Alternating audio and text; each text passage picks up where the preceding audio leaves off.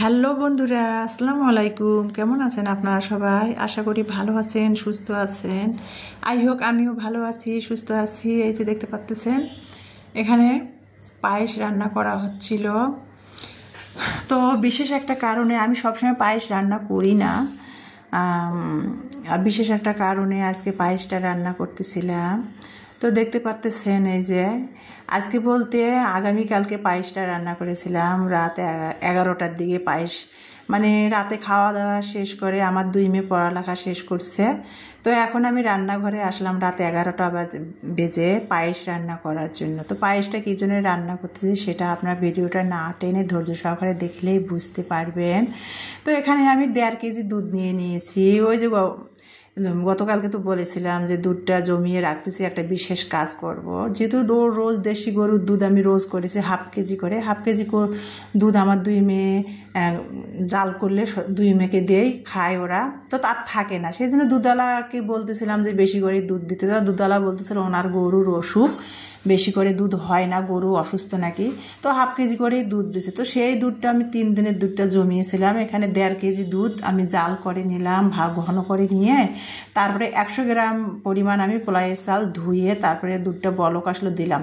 সাথে সাদা এলাচি 2টা, তেজপাতা 2টা দিয়ে 1 চিমটি লবণ দিয়ে দুধটা 2-3টা বলক আনার পর আমি পোলাইয়ের চালটা 100 গ্রাম পরিমাণ নিয়ে ধুয়ে দিলাম। তারপরে পায়েসটা রান্না করলাম স্বাদ মতো লবণ দিয়ে, চিনি দিয়ে। তারপরে পায়েসটা মিষ্টির ব্যালেন্সটা চেক করে তারপরে পায়েসটা নামিয়ে নিলাম। নিয়ে যে দেখতে পাচ্ছেন রাত 12টা 1 মিনিটে ইলমা ঘুমাচ্ছিল। তো ইলমাকে আমি ঘুম থেকে ডেকে তুললাম 12টার দিকে। ডেকে তুলে পায়েস রান্না করে ইলমাকে একটু খাইয়ে দিলাম, কারণ ইলমার আজকে জন্মদিন ছিল। আর ওর বাবা বাসায় থাকলে তো ওর বাবা রোলেক্স বেকারি থেকে ইলমার জন্য কেক নিয়ে আসতো। 1.5-2 পাউন্ডের কেক নিয়ে আসে সবসময়। জন্মদিন ইলমার বাবা আমি পছন্দ করি না বলতে, অনেকে দেখা যায় জন্মদিন, আমরা মুসলিম বাঙালি, জন্মদিন কিন্তু কেক মোমবাতি ফু দিয়ে জন্মদিন পালন করা আমাদের হাদিসে নাই। তারপরও আমরা আর কি নতুন জেনারেশান এগুলো মানে না, আমরা আর কি কেক মোমবাতি ফু দিয়ে জন্মদিন পালন করি। আসলে কিন্তু এটা করা কিন্তু হাদিসের মধ্যে নাই, যতদূর সম্ভব আমি জেনে আসছি এতদিন ধরে।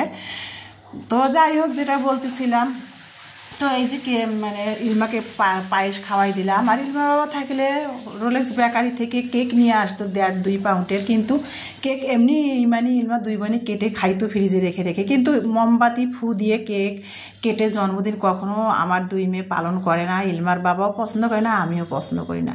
তো ইলমার বাবা তো বাসায় নাই, এখন আমাদের সাথে থাকে না, চাকরির ক্ষেত্রে ওর ট্রান্সফার অন্য জায়গাতে থাকে, আমরা আর এক জায়গাতে থাকি। তো সেই জন্য আর কি খুব আমার মেয়েরা, আমি যেহেতু আছি সেই জন্য আমার মেয়েকে বুঝতে দিলাম না ওর বাবা নাই যে।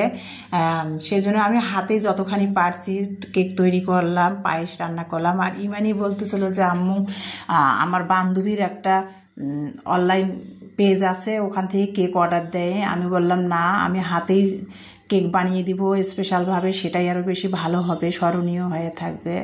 তো সব সময় তো আমি কেক, পায়েস, পুডিং এগুলো বানাই না। তো মানে বিশেষ বিশেষ দিনে আমি বানাই, সেগুলো হাতে বানানোর চেষ্টা করি। তো এই যে কেকটা কিভাবে বানালাম। আর কেক তো এখন সবাই, একটা ছোট বাচ্চা, অনলাইনের যুগ যেহেতু, সোশ্যাল মিডিয়ার যুগ, এখন তো একটা ছোট বাচ্চাও কেক বানাতে পারে। কেক আমারই কোনো ব্যাপার না। তো সেই জন্য আমি আর কেক বানালাম, আর আপনাদের বললাম না কি কি দিয়ে কেক বানালাম। তো কেকটা বানিয়ে নিলাম, 2টা ডিম দিয়ে কেকটা বানিয়ে নিলাম। তো আমি আবার কেকটা বানালাম বালু, আমার তো আর মাইক্রো ওভেন নাই। আমি বালুর মধ্যে বালু গরম করে, আমি কেক সবসময় বালু বোতলের মধ্যে সংরক্ষণ করে রাখি। তো বালুটা আমি গরম করে গরম বালুতে কেকটা বানিয়ে নিলাম। কীভাবে আপনারা তো দেখতেই পেয়েছেন। তো দেখেন কত সুন্দর আমার কেকটাও হয়ে গেছে। তো ইলমাকে আমি কিন্তু পায়েস রান্না করে 12টার দিকে ঘুম থেকে ডেকে তুলে পায়েসটা খাওয়াই দিয়ে তারপরে ইমানি আর আমি কিন্তু এখন রাতের বেলা কেক বানাচ্ছি। ইমানি বলছে আম্মু আমি ঘুমাবো না, তুমি একা একা রান্নাঘরে কী করবা, তোমার সাথে আমি দাঁড়ায় থাকবো। তো আমি কেক বানাচ্ছিলাম, ইমানি আমাকে হেল্প করতেছিল, ইলমা ঘুমাচ্ছিল। তো এই যে দেখতে পাচ্ছেন ইলমাও কিন্তু ঘুমাচ্ছে না, ওর ঘুম ভেঙে গেছে। এই যে ডেকে যে পায়েস খাওয়াই দিছি 12টার দিকে ঘুম ভেঙে গেছে। ও আমাদের পিছে পিছে খুঁটুর মুটুর করে ঘুরতেছিল। তো কেকটা আমি কিভাবে বানালাম দেখেন, 10 টাকা দামের 2টা আমি চকলেট আর ক্যাডবেরি চকলেটগুলো কিনে নিয়ে এসে ক্রিম তৈরি করতে গিয়েছিলাম। তো ক্রিমটা ভালো হচ্ছিল না, বাংলাদেশি ডেয়ারি মিল্ক কেক তো এগুলোতে ক্রিমটা ভালো হয়েছিল না। তো যাই হোক, কি আর করার, সাথে একটু বাটার 1 চা চামচ পরিমাণ বাটার দিয়ে ক্রিমটা তৈরি করে নিলাম। যদিও অতটা ভালো হয় নাই, ক্রিম পাউডার ছাড়া ক্রিম কি তাও তৈরি করা যায় বলেন। তারপরও আমি আর কি আমার মেয়েকে খুশি করার জন্য আমি হাতে যতখানি পারলাম আর কি নিজে হাতে কেক তৈরি করে দিলাম, একেবারে ন্যাচারাল পদ্ধতিতে, কোনো কিছু ব্যবহার, কোনো কিছু সাহায্য ছাড়াই। যে দেখতে পাচ্ছেন কিভাবে বানালাম হাতে কেকটা। ইলমাকে এখন খাওয়াই দিচ্ছিলাম।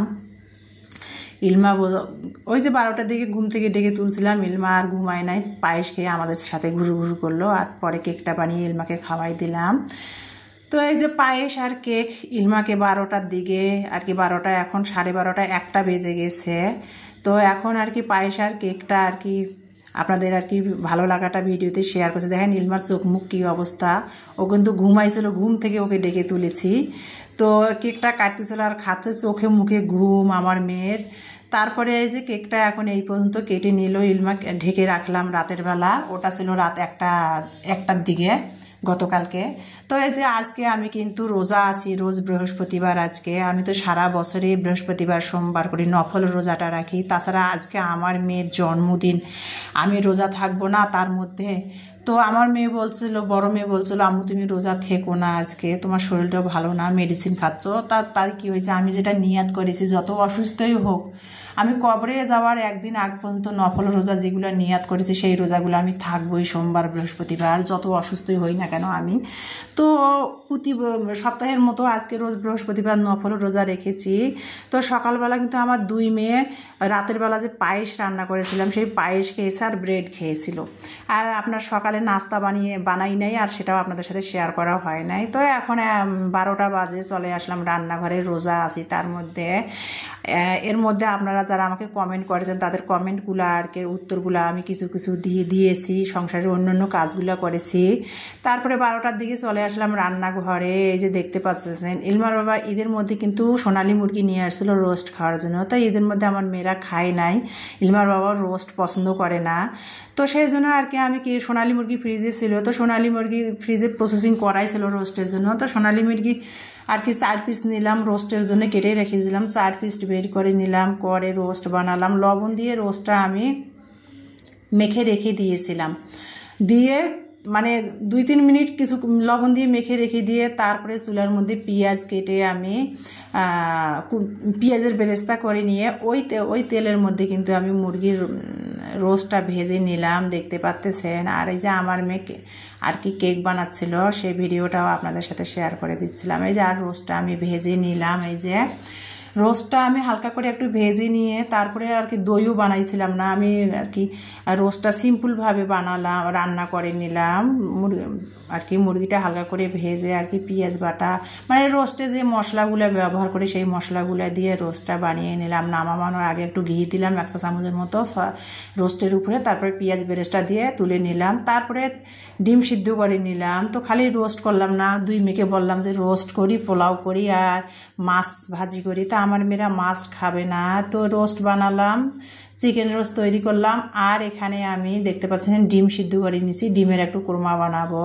তো ডিমের কোরমাটা বানাবো, একটু লাল লাল লাগতেছিল মশলাটা, টমেটো কেচাপ দিয়েছি সেই জন্য লাল লাল লাগছে। আর দই নাই, আমি আর কি করলাম, গরুর দুধ জাল করা ছিল সেটাই আর কি দিলাম এখানে 1 টেবিল চামচ পরিমাণ। রোস্টের মধ্যেও আমি 2 টেবিল চামচ পরিমাণ গরুর দুধটা দিছি, আর 2-3 ফোঁটা লেবুর রস দিয়েছি। দই যেহেতু ছিল না বাসায়, আর দই বসানোটাও ভুলে গিয়েছিলাম, সেই জন্য আর কি আমি রোস্টের মধ্যে 2 টেবিল চামচ লিকুইড দুধ দিয়েছি, গরুর দুধ, আর 2-3 ফোঁটা লেবুর রস দিয়েছি। তো যাই হোক, যেটা বলছিলাম ডিমের কোরমাটাও বানিয়ে নিলাম, মুরগির রোস্টটাও তৈরি করে নিলাম। এখন একটু 500 গ্রাম চালের পোলাও রান্না করবো 2 মেয়ের জন্য, আমি যেহেতু নফল রোজা রেখেছি। তো আমার 2 মেয়ে খাবে, থাকলে রাতে খাওয়া যাবে, সেজন্য 500 গ্রাম চাল দিয়ে এখানে পোলাও রান্না করতেছি। তো পোলাও রান্নাও তা কম বেশি সবাই রাঁধতে পারে। তো ডিপ ফ্রিজে ফ্রোজেন করা মটরশুঁটি ছিল, তো অল্প কয়টা মটরশুঁটি দিয়ে দিলাম। পোলাওটা আমি ভালো করে কষিয়ে নিলাম, তেলের মধ্যে ভালো করে ভেজে নিলাম। ভেজে নিয়ে তারপরে আদা রসুনের পেস্ট দিয়ে দিলাম, দিয়ে ভালো করে আবার একটু ভেজে টেজে গরম পানি দিয়ে দিলাম পোলাওয়ের মধ্যে। এই যে দেখতে পাচ্ছেন, এখন পোলাওটা রান্না করে নিব ঢাকনা দিয়ে। তো সেটাই আর কি আমার ভালো লাগাগুলো আপনাদের সাথে শেয়ার করতেছি। পোলাওটা হয়ে গেছে, এখন আমি কিন্তু এখানে ওই 1 চা চামচ পরিমাণ ঘি উপরে ছড়াই দিব ফ্লেভার ও স্বাদের জন্য। দিয়ে এখন চুলার জারটা বন্ধ করে দিব, দিয়ে পোলাওটা দমে বসে রাখছিলাম কিছুক্ষণ। তারপরে এই যে নামিয়ে নিলাম পোলাও, চিকেন রোস্ট, ডিমের কোরমা আর একটু শশা কেটে নিয়েছি। আমার 2 মেয়ে যেহেতু খাবে, আমি তো রোজা রেখেছি। তো এই যে সেটাই আমার ভালো লাগাটা আপনাদের সাথে শেয়ার করলাম। আর আমার মেয়ের আজকে জন্মদিন, ওর বাবাও নাই আর কি, ওর বাবা তো চাকরির ক্ষেত্রে বরিশালে। তো আপনারা সবাই আমার মেয়েটার জন্য দোয়া করবেন, আমার মেয়েটা যেন সৎ পথে চলতে পারে, পড়ালেখা শিখে সৎ মানুষ হইতে পারে। এটা আর কি আপনাদের জন্য, আপনাদের কাছে বলতেছে, আমার মেয়েটা যেন সুস্থভাবে যেন পড়ালেখা শিখে সৎ একজন মানুষ হতে পারে। তো এই যে পায়েসটা খাওয়ার আগে আর কি ভাত খাবে, এখন পোলাও খাবে। তো রেডি হয়ে আসলে গোসল করে পায়েসটা দিলাম যে আম্মু একটু পায়েস খেয়ে নাও, রাতে ঘুমের ধান্দায় একটুখানি খেয়েছো। তো পায়েসটা খাচ্ছিল, এখনও খাচ্ছে। এই যে পোলাও, মুরগির রোস্ট। তো আজকে আমার ভিডিওটা এই পর্যন্ত। সবাই ভালো থাকবেন, সুস্থ থাকবেন। আর আমার ভিডিওটা দেখার জন্য সবাইকে অনেক অনেক ধন্যবাদ। আল্লাহ হাফেজ।